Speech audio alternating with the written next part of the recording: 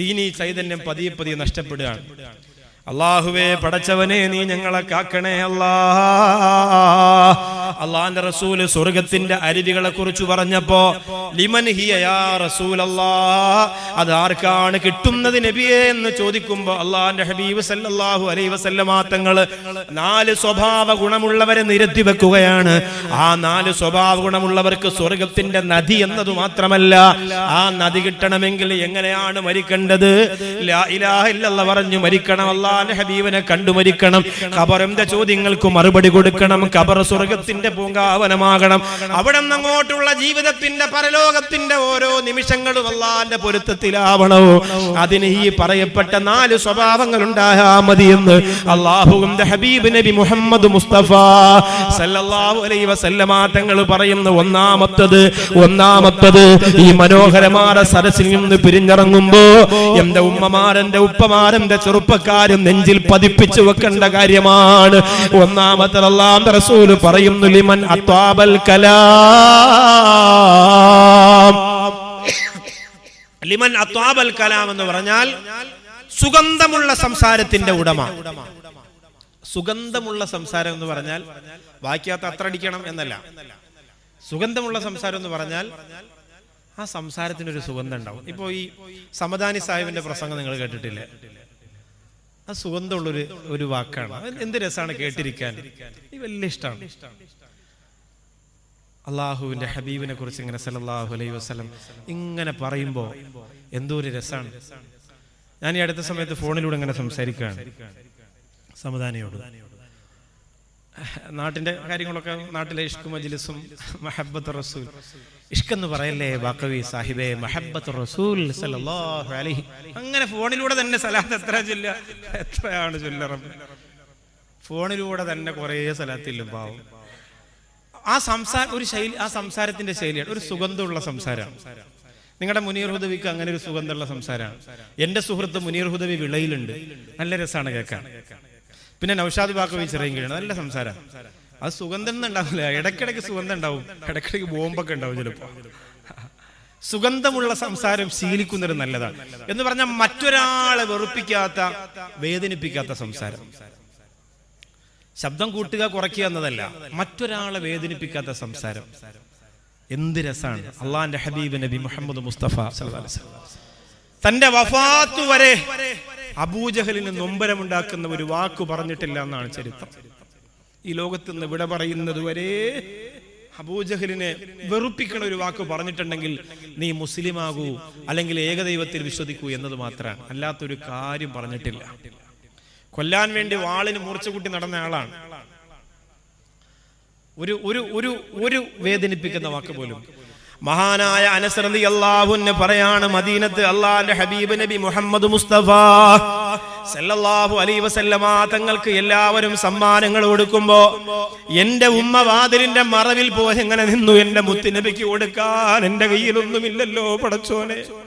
എല്ലാവരും സുഗന്ധം കൊടുക്കുമ്പോ, കമീസ് കൊടുക്കുമ്പോ, അത്തർ കൊടുക്കുമ്പോ, പലഹാരം കൊടുക്കുമ്പോ, ഇറച്ചി കൊടുക്കുമ്പോ അനസ് റളിയല്ലാഹു അൻഹുവിന്റെ പ്രിയപ്പെട്ട ഉമ്മ വാതിലിന്റെ മറവിൽ നിന്നിട്ട് മുത്തുനബിയോട് പറയുന്നു, ഇനി ആരാണ് ഉള്ളതെന്ന് അല്ലാഹുവിന്റെ റസൂൽ ചോദിക്കുമ്പോ അനസ് റളിയല്ലാഹു അൻഹുവിന്റെ ഉമ്മ പറയുന്നു, നബിയേ,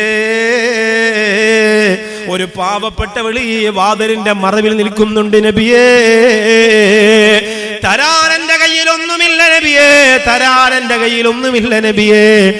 ആകെയുള്ളത് എന്റെ പ്രതീക്ഷയായ, എന്റെ ആവശ്യമായ, എന്റെ ആഗ്രഹമായ എന്റെ പൊന്നുമോൻ മാത്രമാണ്, അനസ് മാത്രമാണ് നബിയേ. എന്റെ അനസിനെ ഞാൻ അങ്ങേക്ക് തരുന്നു നബിയേ, എന്റെ അനസിനെ ഞാൻ അങ്ങേക്ക് തരുന്നു നബിയേ, എന്റെ അനസിന് അങ്ങേക്ക് ഹിദ്മത്തിനുള്ളതാണ്.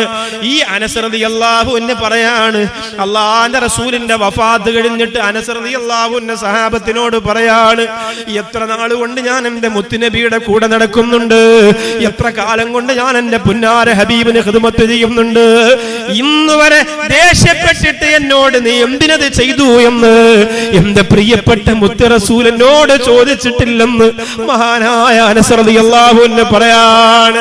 ലോകത്താർക്കാണ് അങ്ങനെ കഴിയുക?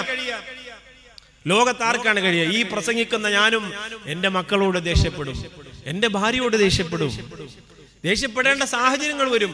അവിടെയൊക്കെ എന്തോ ഒരു സംയമനമാണ്.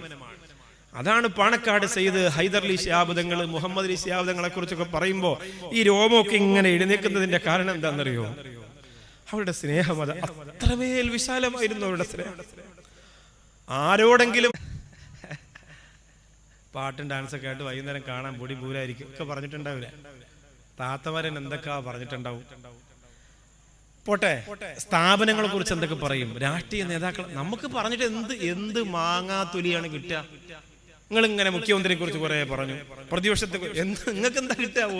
ഒന്നും കിട്ടൂല. നിങ്ങളുടെ കിതാബിനകത്ത് ഇങ്ങനെ രേഖപ്പെടുത്തിയിരിക്കും പറഞ്ഞു എന്ന്. അതും ചുമന്നുകൊണ്ട് പോകേണ്ടി വരും. നിങ്ങൾക്ക് ഭരണം മാറ്റാനും ഭരണം നന്നാക്കാൻ നിങ്ങൾക്ക് പറ്റൂല. ഇലക്ഷൻ ആകുമ്പോൾ വോട്ടിട്ട് കൊടുക്കാന്നല്ലാതെ കടയിലിരുന്ന് പറഞ്ഞതുകൊണ്ട് സോഡ പൊട്ടിച്ചൊടിച്ച് ദേഷ്യം വന്ന് കുപ്പി പൊട്ടിച്ചില്ലെന്ന് കാര്യമില്ല. അതുകൊണ്ട് ശ്രദ്ധിക്കുക, നാവിനെ ശ്രദ്ധിക്കുക. ഒരാളുടെയും മനസ്സിൽ നിങ്ങളായിട്ടൊരു സംസാരത്തിന്റെ ഒരു ഭാരമുണ്ടാക്കി വെച്ചു കൊടുക്കരുത്. അല്ലാഹുവിന്റെ റസൂല് പറയുന്നു, ഇന്ന റജുല ലയദ്നു മിനൽ ജന്ന, ഒരു മനുഷ്യൻ സ്വർഗ്ഗത്തിലേക്ക് ഇങ്ങനെ ഇബാദത്ത് ചെയ്ത് നിസ്കരിച്ച് ദിക്ർ ചൊല്ലി സ്വതക്ക ചെയ്ത് അല്ലാഹുവിന്റെ സ്വർഗ്ഗത്തിലേക്ക് എത്തുകയാണ്. ഹത്താ മാ യകൂന ബൈനഹു വ ബൈനഹാ ഇല്ലാ ഖദറും ഹീ,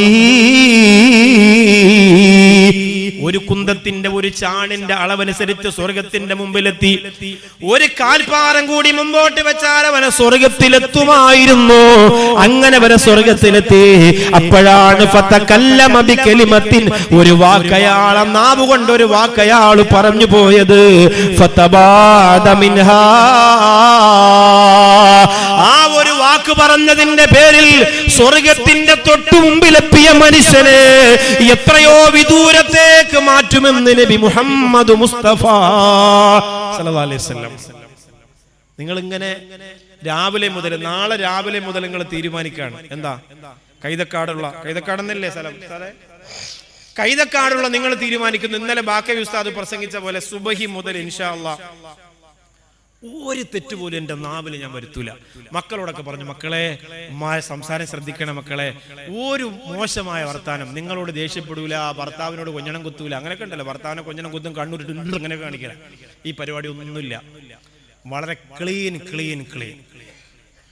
സഹോദരങ്ങൾ തീരുമാനിക്കാണ്, ഇന്ന് മക്കൾ എന്ത് കാണിച്ചാലും ഒന്നും പറയില്ല, ആരോടും ദേഷ്യപ്പെടൂല, എല്ലാവരും ഈ സദസ്സിരിക്കണം മുഴുവൻ ആളുകളും തീരുമാനിച്ചാൽ നാളെ ഞാൻ ക്ലീനാണ്.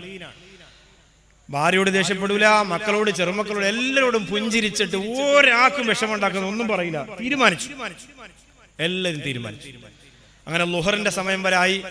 നമ്മുടെ ടാസ്ക് ഇങ്ങനെ മുന്നോട്ട് നീങ്ങിക്കൊണ്ടിരിക്കുകയാണ്. ലുഹറിന്റെ സമയമായി. അൽഹംദുലില്ലാ ഭക്ഷണം കൊണ്ടുവച്ചു. അപ്പൊ സാമ്പാറിന് ഇച്ചിരി ഉപ്പ് കുറവുണ്ട്. അപ്പൊ ഭർത്താവ് ഇങ്ങനെ സാമ്പാർ ഇങ്ങനെ കഴിച്ചു. ദേഷ്യപ്പെടാൻ തോന്നുന്നുണ്ട്, പക്ഷേ അൽഹംദുലില്ലാ നല്ല സാമ്പാറാണ്. പ്രിയപ്പെട്ടവളെ ഭാര്യയോട് കുറ്റപ്പെടുത്തിയാ മോശമല്ല, നമ്മളിങ്ങനെ ടാസ്കിലല്ലേ, റാഹത്തായി. അത് കഴിഞ്ഞ് മക്കള് 4 മണിയായപ്പോ, 4 മണി വരെ ഓക്കെ. 4 മണിക്ക് മക്കള് മുറ്റത്ത് ക്രിക്കറ്റ് കളിക്കാൻ. മൂത്ത മകൻ 6 അടിച്ചിട്ട് നേരെ ഉപ്പാപ്പാരെ മെഡിൽ കുറ്റിയിൽ ഒറ്റ ബോൾ കണ്ടുകൊണ്ട് അല്ലാഹ് പറഞ്ഞു. ഉപ്പാപ്പ കസേരയിൽ അങ്ങനെ ഇരുന്ന് പോയി. പക്ഷേ ഉപ്പാപ്പ അൽഹംദുലില്ലാ ടാസ്കിലാണ്.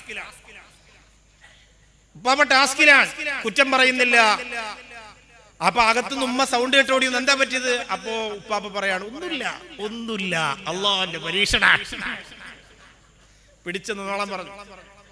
ടാസ്ക് മുന്നോട്ട് നീങ്ങുന്നു. മഗ്‌രിബിനോട് അടുത്ത സമയം. ഒരു പകല് മുഴുവനും ഒരു ഫസാദില്ലാതെ, ഒരു ആപത്തില്ലാതെ, ഒരു ഈബത്തില്ലാതെ പോവാൻ. മഗ്‌രിബിന്റെ സമയം. അപ്പൊ പള്ളിയിൽ നിന്ന് ബാങ്ക് വിളിക്കുകയാണ്. നോക്കുമ്പോ അന്ന് സാധാരണ ഉണ്ടായിരുന്ന മുഅദ്ദിനല്ല വിളിക്കാം. ഒരു വലിയ സ്വരമൊന്നും ഇല്ലാത്ത, അങ്ങനെ പെട്ടെന്ന് കേട്ടാ ഇഷ്ടപ്പെടാത്തൊരു ബാങ്ക്. അപ്പൊ ഉപ്പ പറയും, ഇത് ഏത് ചെയ്താനാണ് ഈ ബാങ്ക് വിളിക്കുന്നത്? അതോടുകൂടി രാവിലെ മുതൽ നടത്തിയ ടാസ്ക് എല്ലാം പൊട്ടിത്തവ. ഇതാണ് ഇബ്ലീസിന്റെ ശക്തി. ലഅനത്തുല്ലാഹി അലൈഹി. പിടിവിടാതെ കൂടെ വരും. ഓത്തു പള്ളിയിലോതിയില്ല എങ്കിലും ആ ബാലൻ ഓർത്തിടാതെ പോലുമൊറ്റ കള്ളമോദിയില്ല. അല്ലാഹുവിന്റെ ഹബീബ് നബി മുഹമ്മദ് മുസ്തഫ സല്ലല്ലാഹു അലൈഹി വസല്ലമ തങ്ങൾ ഒരു കളവ് പറയാതെ, ഒരാളെ വേദനിപ്പിക്കാതെ, ഒരാളെ വിഷമിപ്പിക്കാതെ, ഒരാളെ സങ്കടപ്പെടുത്താതെ തന്റെ ജീവിതത്തെ കുറിച്ച് ആരും അങ്ങനെ ഒരു വർത്തമാനം പറയാത്ത വിധത്തില് അള്ളാന്റെ ഹബീബ് ജീവിച്ചു പോയെങ്കിൽ പരിശുദ്ധ റബീഉൽ അവ്വലിൽ റസൂൽ എന്ന് പറഞ്ഞാൽ എന്താ? കുറെ ഇങ്ങനെ റസൂലുള്ളാഹിയുടെ ചരിത്രം പറഞ്ഞ് നിങ്ങളങ്ങ് കരഞ്ഞുകൊണ്ട് എഴുന്നേറ്റ് പോകലല്ല, ഈ കസേരയിൽ ഇരുന്നു കൊണ്ട് തീരുമാനിക്കണം, അല്ലാ മരിക്കുന്നത് വരെ ഞാൻ എന്റെ നാവ് കൊണ്ട് ഒരാളെയും സങ്കടപ്പെടുത്തൂല പടച്ചോനെ. ഈ നാവ് കൊണ്ടാണ് ഞാൻ ലാ ഇലാഹ ഇല്ലല്ലാഹ് പറയേണ്ടത്. അവസാനം അത് പറഞ്ഞു മരിക്കേണ്ടവനാണ്. അതുകൊണ്ട് എന്റെ നാവ് കൊണ്ട് ഞാൻ ഒരിക്കലും അത് പറയൂല. മഹാനായ ഖാത്തമുൽ അസ്മ റളിയല്ലാഹു തആല അൻഹു പറയുകയാണ്, എന്റെ ജീവിതത്തിലെ ഏറ്റവും ശക്തമായ തീരുമാനം എന്തെന്നറിയുമോ? നാളെ അല്ലാഹുവിന്റെ പരലോകത്ത് വരുമ്പോ ലിമ ഖുൽത ഹാദാ, നീ എന്തിനാണ് അങ്ങനെ പറഞ്ഞത് എന്ന് ഞാൻ അല്ലാഹുവിനെ കൊണ്ട് ചോദിപ്പിക്കൂല. എന്തോ ഒരു തീരുമാനം. എന്തിനാണ് നീ അങ്ങനെ പറഞ്ഞതെന്ന് ഞാൻ അല്ലാഹുവെ കൊണ്ട് ചോദിപ്പിക്കൂല എന്ന് പറഞ്ഞാൽ അങ്ങനെയുള്ള വർത്താനം എന്റെ ജീവിതത്തിൽ ഉണ്ടാവൂലെന്ന് മഹാനായ ഖാത്തമുൽ അസ്മ റളിയല്ലാഹു തആല അൻഹു പറയാം. ഒരിക്കൽ മഹാനായ അംർ ബിൻ ആസ് റളിയല്ലാഹു തആല അൻഹു ചത്തു പുഴുത്തു നാറിക്കിടക്കുന്ന ഒരു കോവർ കഴുതയുടെ മുമ്പിലൂടെ നടന്നു പോവുകയാണ്. പുഴുത്തു നാറി ദുർഗന്ധമാണ്. എല്ലാവരും ഇങ്ങനെ മൂക്കുവത്തുമ്പോ മഹാനായ അംർ ബിൻ ആസ് റളിയല്ലാഹു അൻഹു അതിന്റെ മുമ്പ് പോയിട്ട് പറയാണ്, നിങ്ങൾ ഒരാളെ കുറിച്ച് കുറ്റം പറയുന്നത്, പരിഹസിക്കുന്നത്, വേദനിപ്പിക്കുന്നത് ഖൈറുൽ ലഹു, നിങ്ങൾക്ക് ഏറ്റവും ഉത്തമമാണ്. ഇത് അതിനേക്കാൾ നല്ലത് ഈ ചീഞ്ഞളിഞ്ഞ് കിടക്കുന്ന പുഴുത്തു നാറിക്കിടക്കുന്ന കോവർ കഴുതയെ നിങ്ങൾ കഴിക്കലാണെന്ന് മഹാനായ അംർ ബിൻ ആസ് റളിയല്ലാഹു അൻഹു പറയാ. ഒരു പ്രസിഡന്റിനെ, ഒരു സെക്രട്ടറിയെ, ഒരു ഖത്തീബിനെ, ഒരു സംഘാടകനെ, ഒരു പഞ്ചായത്ത് മെമ്പറെ, കൂടെ നടക്കുന്ന കൂട്ടുകാരനെ, ബന്ധുക്കളെ, അമ്മായിയെ, മരുമകളെ, നാത്തൂനെ, ഭർത്താവിനെ, ഭാര്യയെ, ഭർത്താവിന്റെ അനുജന്മാരെ, ജ്യേഷ്ഠന്മാരെ, അനുജത്തിയെ, ജ്യേഷ്ഠത്തിയെ, പ്രിയപ്പെട്ട സഹോദരങ്ങളെ, സഹോദരങ്ങളുടെ മക്കളെ, കൂട്ടുകാരെ, അങ്ങനെ കല്യാണത്തിനും മരണത്തിനുമായി എത്ര കുറ്റപ്പെടുത്തലുകളാണ്. അതിനേക്കാൾ നല്ലത് പുഴുത്തു നാറിക്കിടക്കുന്ന കോവർ കഴുതയുടെ മാംസം നിങ്ങൾ കഴിക്കലാണെന്ന് മഹാനായ അംർ ബിൻ ആസ് റളിയല്ലാഹു അൻഹു പറയാണ്. അല്ലാഹുവിന്റെ റസൂൽ പറഞ്ഞത്, മൻ കാന യുമിനു ബില്ലാഹി വൽ യൗമിൽ ആഖിർ ഫൽയഖുൽ ഖൈറാ ഔ ലിയസ്മുത് മുഹമ്മദ് മുസ്തഫ സല്ലല്ലാഹു അലൈഹി വസല്ലം. നിങ്ങൾ അല്ലാഹുവിൽ വിശ്വസിക്കുന്ന ആളാണെങ്കിൽ ഞാൻ നിങ്ങളോട് ഒരു കാര്യം പറയട്ടെ, പറയുന്നെങ്കിൽ ഫൽയഖുൽ ഖൈറാ, നല്ലത് മാത്രം പറയുക, അല്ലെങ്കിൽ ചുപ്പിരഹോ ഒന്നും മിണ്ടരുതെന്ന് നബി മുഹമ്മദ് മുസ്തഫ. പറയുന്നെങ്കിൽ നല്ലത് പറയാ, ഇല്ലെങ്കിൽ മിണ്ടാൻ നിൽക്കരുത്, ഇല്ലെങ്കിൽ സംസാരിക്കാൻ നിൽക്കരുത്. ആ സംസാരത്തിന്റെ വർത്താനം മനസ്സിലേക്ക് പതിഞ്ഞു പോയാൽ വലിയ പ്രയാസം ഉണ്ടാവും. ഉഹുദ് യുദ്ധത്തിന്റെ മനോഹരമായ ഒരു സംഭവം പറയുന്നുണ്ട്. ഉഹുദ് യുദ്ധത്തിൽ ഷഹീദായി കിടക്കുന്ന ഒരു മനുഷ്യൻ ഫവുജിദ ഫീ ബത്നിഹി സഖറത്തൻ മിനൽ ജൂദ്, വിശപ്പ് കാരണം വയറ്റിനകത്ത് കല്ല് വെച്ച് കെട്ടി യുദ്ധം ചെയ്ത സ്വഹാബി. വിശപ്പ് സഹിക്കാനാകാതെ, അത് നമ്മുടെ മക്കൾക്ക് പറഞ്ഞു കൊടുത്താൽ അറിയില്ല. നമ്മുടെ മക്കൾ ആരാണെന്ന് വിശപ്പറിയുന്നത്? ആർക്കാണ് വിശപ്പ്? നോമ്പിന് പോലും വിശപ്പില്ല പകല്. വിശപ്പിന്റെ നോമ്പൊക്കെ പോയി, കാലം ഒരുപാട്. ഈ റമദാൻ ആർക്കെങ്കിലും പകല് വിശന്നോ? എനിക്കൊന്നില്ല, വിശന്നിട്ടുണ്ടാവില്ല. നല്ല സൂപ്പർ അല്ലേ? അത്താഴത്തിന് നല്ല ഫുഡല്ലേ? ഖാദർ എന്താ ഹാജി പറ, നിങ്ങളെ പേര്, നിങ്ങള് ബുക്ക് പ്രകാശനം ചെയ്യുന്ന ആൾ അബ്ദുൽ ഖാദർ ഹാജി അല്ലേ? അബ്ദുൽ ഖാദർ ഹാജി, അള്ളാഹു ദീർഘായുസ് കൊടുക്കട്ടെ. എനിക്ക് ആ ബുക്ക് ഇഷ്ടപ്പെട്ടത് കൊണ്ട്, അത് പുള്ളി അത് വാങ്ങിയതുകൊണ്ട്, അബ്ദുൽ ഹാജി ബുക്ക് ഇഷ്ടപ്പെട്ടത് കൊണ്ടേ പുള്ളി അത് വാങ്ങിയതുകൊണ്ട് എനിക്ക് പുള്ളിയെ മറക്കാൻ പറ്റില്ല. അള്ളാഹു ആഫിയത്ത് കൊടുക്കട്ടെ. ആർക്കാണ് നോമ്പിന് വിശക്കുക? കാരണം അത് അത്രയ്ക്ക് നല്ല ഫുഡാണ്. രാത്രി അടിച്ചു കയറ്റുക, അത്താഴത്തിന് അടിച്ചു കയറ്റുക, ഹെവി ഫുഡാണ്. പകലൊന്നും ആർക്കും ഒരു ക്ഷീണമില്ല, വിശപ്പില്ല, ഒന്നുമില്ല. അങ്ങനെയാണ്, എല്ലാവരും അങ്ങനെയാണ്. ഞങ്ങളൊക്കെ ആ ഫുഡല്ലേ കഴിക്കുക. എനിക്ക് മാത്രം അങ്ങനെ വേറെ സ്വർഗത്തിൽ നിന്ന് ഫുഡെന്ന് പറയാൻ, നിങ്ങളൊക്കെ കഴിക്കുന്ന ആട്ടമാവോ റവമാവൊക്കെ തന്നെയാണ് ഞാനും കഴിക്കുക.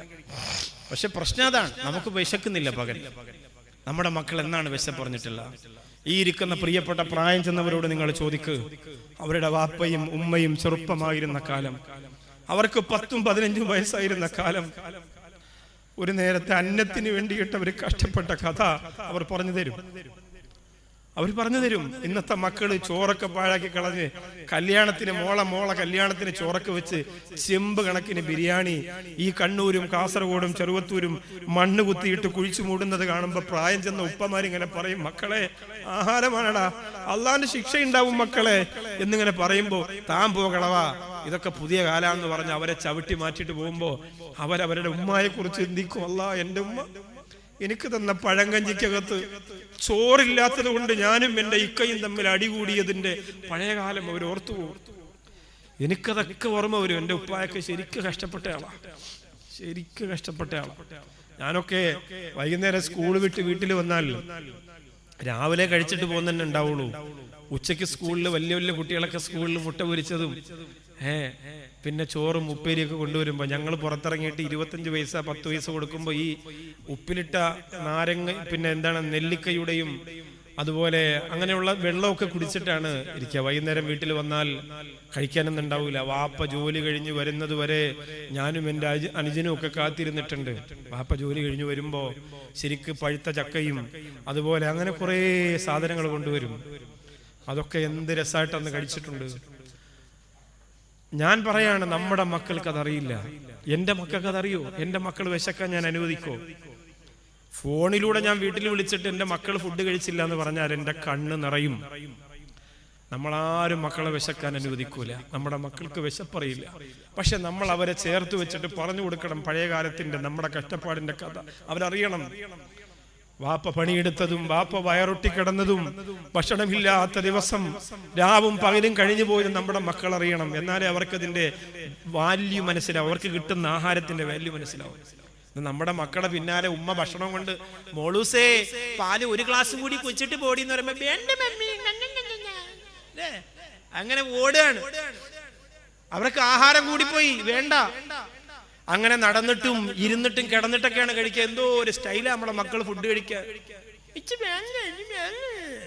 7 വയസ്സ് 8 വയസ്സും 10 വയസ്സൊക്കെ ഇതിനൊക്കെയാണ് ഉമ്മച്ചി ഇങ്ങനെ പുന്നാരം മോളൂസല്ലേ ഇച്ചിരി കൂടി അങ്ങനെ ഉമ്മച്ചി അങ്ങനെ കൊഞ്ചിച്ച് അങ്ങനെ കൊണ്ടുപോവാ. അവസാനം എവിടെ എത്തുന്നറിയോ? ഇതൊക്കെ ഈ ഇംഗ്ലീഷുകാരുടെ മക്കളെ നിങ്ങൾ കണ്ടിട്ടില്ലേ? ഈ ചാനലിലൊക്കെ യൂട്യൂബിലൊക്കെ ചിലപ്പോൾ ഇങ്ങനെ അവരുടെ സ്റ്റോറീസ് ഇങ്ങനെ വരും. ചെറിയ കുഞ്ഞുങ്ങള് വൃത്തിയുള്ള ടേബിളിന്റെ മുകളിൽ ഭക്ഷണം ഇട്ട് ഇങ്ങനെ ഒറ്റയ്ക്ക് വാരി കഴിക്കുന്നത് ശീലിപ്പിക്കുകയാണ് അവര്. അവർക്ക് സ്നേഹത്തിന് പരിധിയുണ്ട്, നമുക്ക് പരിധിയില്ല. കുറച്ച് പൈസ കിട്ടി ഭർത്താവ് ഗൾഫിൽ നിന്ന് ഇങ്ങോട്ട് അയച്ച് നമ്മൾ 2 വിസിറ്റിന് ഗൾഫിലൊക്കെ പോയി 6 മാസം 7 മാസം നമ്മളവിടെ പോയി നിന്നാൽ പിന്നെ നമ്മൾ ഭൂലോക ഏറ്റവും വലിയ സുന്ദരിയെ പോലെയാണ് നമ്മൾ നടക്കുക, ഏറ്റവും വലിയ രാജ്ഞിയെ പോലെയാണ് നമ്മൾ നടക്കുക. അവിടെയാണ് നമുക്ക് പിഴവ് പറ്റുന്നത്. ഉഹുദ് യുദ്ധത്തിൽ പോരാടിയ ഒരു മനുഷ്യൻ, അയാളുടെ വയറ്റിനകത്ത് കല്ല് വെച്ച് കെട്ടിക്കിട്ടാണ് യുദ്ധം ചെയ്തത്. അയാൾ വിട പറഞ്ഞു പോയി രക്തത്തിൽ കുളിച്ച് കിടക്കുന്ന കാണുമ്പോ ആ മകനെവിടെ എന്നറിയാ ഉമ്മ പൊട്ടിക്കരഞ്ഞുകൊണ്ട് വരികയാണ്. എവിടെ എന്റെ മകനെവിടെ? ഒരു സഹാബി വന്നു പറഞ്ഞുമ്മ, നിങ്ങളുടെ പൊന്നുമോനെവിടെ ഷഹീദായി കിടക്കുന്നുണ്ട്, ശരീരത്തിന്റെ ഭാഗങ്ങൾ വേറെയായി ചിതറിക്കിടക്കുന്നുണ്ട്. ഇത് പറയുമ്പോ പൊന്നാര ഉമ്മ ഓടി മയ്യപ്പിന്റെ അരികത്ത് ചെല്ലുകയാ. എന്നിട്ട് പറയുന്നു, ഹനി അല്ലക്കയാ ബുനയ്യൽ ജന്നാ, മോനെ അല്ലാഹു നിനക്ക് സ്വർഗം തന്നു സന്തോഷിച്ചു കൊള്ളുക, അല്ലാഹ് നിനക്ക് സ്വർഗം തന്നു സന്തോഷിച്ചു കൊള്ളുക എന്ന് പറയുമ്പോ അല്ലാഹുവിന്റെ റസൂൽ ആ സ്ത്രീയെ നോക്കിയിട്ട് പറയാണ്, അല്ലാഹുവിന്റെ റസൂൽ പറയാണ്, നിങ്ങളോട് ആരാ പറഞ്ഞതാ മനുഷ്യന് സ്വർഗമാണെന്ന്? യാ ഹബീബല്ലാഹ്, എന്റെ പൊന്നുമോന്റെ കൈ കിടക്കുന്ന കണ്ടോ, എന്റെ പൊന്നുമോന്റെ കാല് കിടക്കുന്ന കണ്ടോ? ആ മോന് സ്വർഗമല്ലെങ്കിൽ പിന്നെ ആർക്കാണ് പടച്ചോ സ്വർഗം കൊടുക്കുക? ആ സമയത്ത് അല്ലാഹുവിന്റെ റസൂൽ പറയാണ്, ലഅല്ലഹു കാന യതകല്ലമു ഫീമാ ലാ യഗ്നി. നിങ്ങൾക്കറിയുമോ, ആവശ്യമില്ലാത്ത എന്തെങ്കിലും ഒരു വർത്തമാനം ആരെങ്കിലും കുറിച്ച് ആ മകൻ പറഞ്ഞിട്ടുണ്ടെങ്കിൽ 1 കല്ലല്ല 10 കല്ല് വയറ്റത്ത് വെച്ച് പോരാടി ഷഹീദായാലും അവരതിന്റെ കൂലി കിട്ടൂല. ഉമ്മായെന്ന് നബി മുഹമ്മദ് മുസ്തഫ. അല്ലാഹുവേ, ഞങ്ങളെ നീ കാക്കണേ റബ്ബേ. ഒരു വാക്ക് ആവശ്യമില്ലാത്തതൊരു സഹോദരനെ കുറിച്ച് പറഞ്ഞിട്ടാണ് ഇയാൾ ഇങ്ങനെ പോരടിച്ച് ഉഹദിൽ ഇങ്ങനെ മരിച്ചതെങ്കിൽ ആ മനുഷ്യനതിന്റെ കൂലി കിട്ടൂലെന്ന് അള്ളാഹുവിന്റെ ഹബീബ് നബി മുഹമ്മദ് മുസ്തഫ. ആരോടായി പറയുന്നത്? മകൻ ഇങ്ങനെ വിട പറഞ്ഞു കിടക്കുമ്പോ ആ മകന്റെ മുമ്പിൽ നിൽക്കുന്ന ഉമ്മയോടാണ്. അങ്ങനെ പറയണമെങ്കിൽ ഗൗരവം അത്രമേലുള്ളത് കൊണ്ടാ പറയാ, അല്ലെങ്കിൽ കാരുണ്യത്തിന്റെ തിരുദൂതരങ്ങനെ പറയൂ? അത്രമേൽ ഗൗരവമാണ്. അതുകൊണ്ട് എന്തെങ്കിലും അങ്ങോട്ടും ഇങ്ങോട്ടും പറഞ്ഞിട്ടുണ്ടെങ്കിൽ ഇൻഷാ അല്ലാഹ് ഇന്ന് ഈ പ്രസംഗം കഴിയുന്നതോടുകൂടി തീരുമാനിക്കാം, നമ്മൾ മരിക്കേണ്ടവരാണ്. ഒന്നും ചുമന്ന് കവറി കൊണ്ടുപോയിട്ട് ഒന്നും കിട്ടാനില്ല. എത്ര ബന്ധം എത്ര ആവട്ടെ, ആരൊക്കെ ആവട്ടെ, എന്തൊക്കെ ആവട്ടെ, ഇവിടെ വെച്ച് അവസാനിപ്പിക്കാം. നാളെ രാവിലെ ചിലപ്പോൾ എഴുന്നേക്കുന്ന ആരാ പറഞ്ഞത്, ആരാണ് ഗ്യാരണ്ടി തന്നത്? അതുകൊണ്ട് ഫോണിലൂടെയെങ്കിലും ഒരു മെസ്സേജ് അസ്സലാമു അലൈക്കും. അപ്പം മറുപടി മൊബൈൽ ഇങ്ങനെ നോക്കുമ്പോ ഭർത്താവിന്റെ മൊബൈലാ, ഭാര്യ എടുത്തോണ്ട് വരാ, അതാ നിങ്ങളുടെ ഉമ്മാന്റെ മെസ്സേജ്. ആരാ പറയാ? ഭാര്യ ഭർത്താവിനോട് പറയാ, 7 കൊല്ലമായി ഞാനും നിങ്ങളും മക്കളും മരിച്ചോണ്ടോന്ന് ആ കിളവി നോക്കിയോ? ഇപ്പൊ ഒരു അസ്സലാമലൈക്കും. വീട്ടിൽ നിന്ന് ഇറങ്ങി നിങ്ങൾ ഉമ്മായെ കാണാൻ പോയാൽ ഞാനും എന്റെ മക്കളും ഇങ്ങനെ കൈതക്കാടുള്ള പെണ്ണ് പറയും, അതാണ് പെണ്ണ്. ഉറപ്പായിട്ടും പറയും. അതിനൊരു മാറ്റമുണ്ടാക്കുമ്പോഴാണ് പെണ്ണ് പൊന്നാകുന്നത്.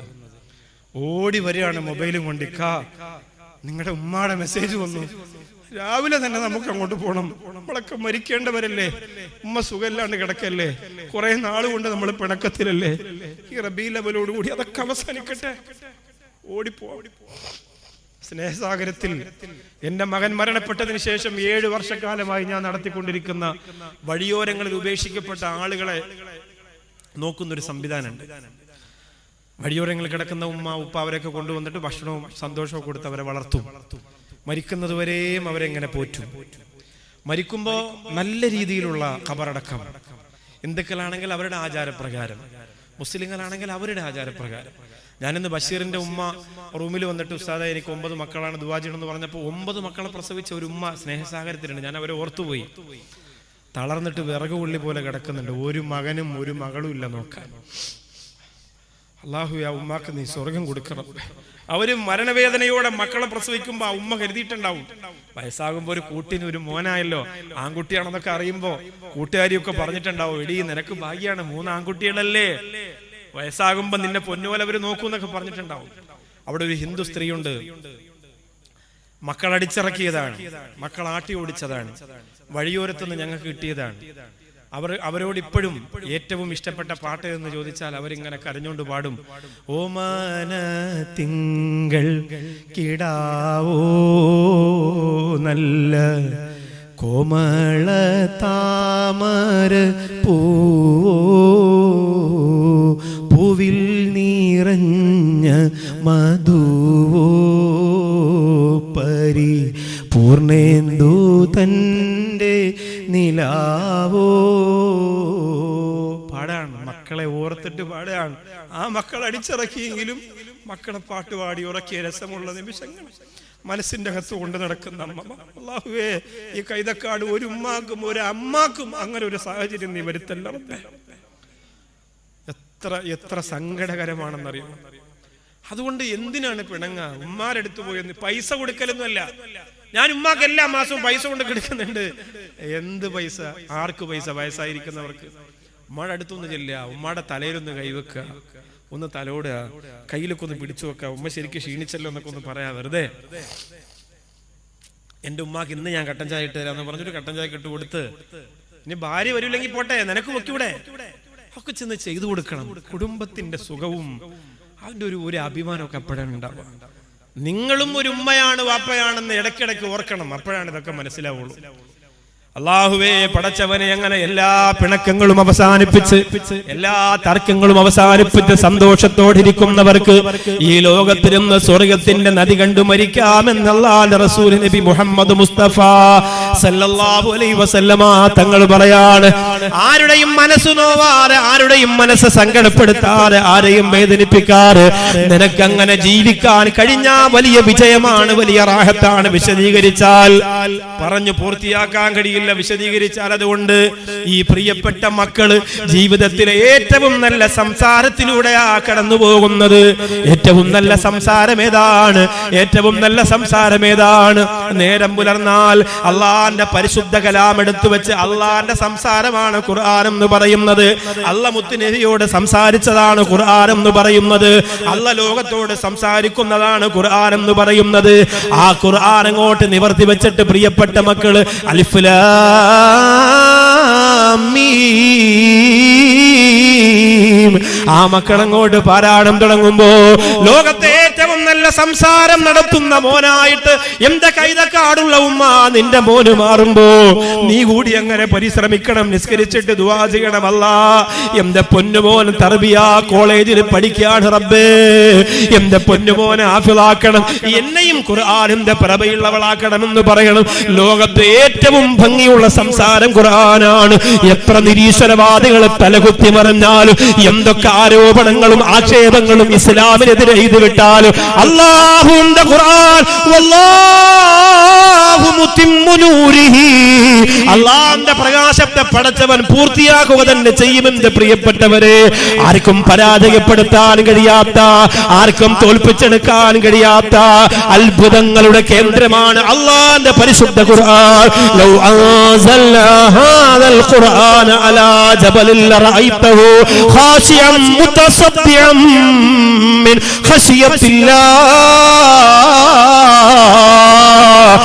അല്ലാഹുവിന്റെ ഖുർആൻ പ്രപഞ്ചത്തിന്റെ മുകളിലെ ഉത്സാരത്തെ ഇറക്കി വെച്ചു പോയാൽ ആ പർവ്വതങ്ങൾ പോലും ഭസ്മധൂളിയായി പോകുമെന്ന് പറഞ്ഞ ആ ഖുർആനാണ് 8 വയസ്സുള്ള 7 വയസ്സുള്ള 9 വയസ്സുള്ള നിന്റെ പ്രിയപ്പെട്ട മക്കൾ നെഞ്ചിലേറ്റുന്നത്. അതാണ് കൈതക്കാട് സമ്പന്നര് പറയുന്നത്. ഉസ്താദേ, അവര് AC റൂമിൽ കിടക്കട്ടെ, അവര് എല്ലാം പഠിക്കട്ടെ, ഞങ്ങളുടെ സ്ഥാപനത്തിൽ വന്ന് ഖുർആൻ പഠിച്ചതുകൊണ്ട് ഭൗതികമായി അവര് പരാജയപ്പെടാൻ പാടില്ല. അതൊരിക്കലും സംഭവിക്കൂല. മുനീർ ഹുദവി ഉള്ളിടത്തോളം കാലം അള്ളാഹു ദീർഘായുസ്സ് കൊടുക്കട്ടെ. അങ്ങനെ എഡ്യൂക്കേറ്റഡ് ആയിട്ട് ചിന്തിക്കണം. അല്ലാതെ അങ്ങനെ ഖുർആൻ പഠി മക്കളെ, പത്രം വായിക്കണ്ട, ഒന്നും ലോകത്തുള്ള ഒന്നും അറിയണ്ട, നിങ്ങൾ ഖുർആൻ പഠിച്ചു. എന്ത് പഠിത്താണ്? ലോകത്തെ കുറിച്ച് അറിയണം, ലോകത്തിന്റെ പുരോഗമനങ്ങളെ കുറിച്ച് അറിയണം, ലോകത്തിന്റെ യാത്രയെ കുറിച്ച് അറിയണം, ശാസ്ത്ര ലോകത്തെ കുറിച്ച് അറിയണം, സർവ്വതും അറിയണം നമ്മുടെ മക്കൾ. അഭിമാനാണ് ഈ സ്ഥാപനത്തിൽ പഠിക്കുന്ന മക്കളെ കുറിച്ച് ഓർക്കുമ്പോൾ. അല്ലാഹുവേ, പാതി വഴിയിൽ ഉപേക്ഷിച്ചു പോകാതെ ഇസ്സത്തോടെ പഠനം പൂർത്തീകരിച്ച് ഈ ഉമ്മത്തിന് മുതൽ കൂട്ടാവുന്ന കാവൽക്കാരാക്കി അവരെ നീ മാറ്റണേ റബ്ബേ. അതിനുള്ള എല്ലാ ശ്രമങ്ങളും ഇവിടെ നടക്കുന്നുണ്ട്. നിങ്ങളുടെ ഹെൽപ്പ് ഇനിയും കൂടുതൽ വേണം. ഇനിയും കൂടുതൽ വേണമെന്ന് പറഞ്ഞാൽ നിങ്ങൾ എന്താണോ ചെയ്തത് അതിനേക്കാൾ കൂടുതൽ ഇനിയും ചെയ്തു കൊടുക്കണം. വളരട്ടെ. ഇസ്സത്തോടു കൂടി ഈ സ്ഥാപനത്തെ ഏത് ലോകത്തിന്റെ ഏത് മുന്നിലും എടുത്തു വെക്കാൻ സാധിക്കണം. ക്വാളിറ്റി, അത്രത്തോളം ക്വാളിറ്റി ഉണ്ടാവണം. സഹായിക്കുന്നെങ്കിൽ ഇത്തരം സ്ഥാപനങ്ങളെ അകമഴിഞ്ഞ് സഹായിക്കാം.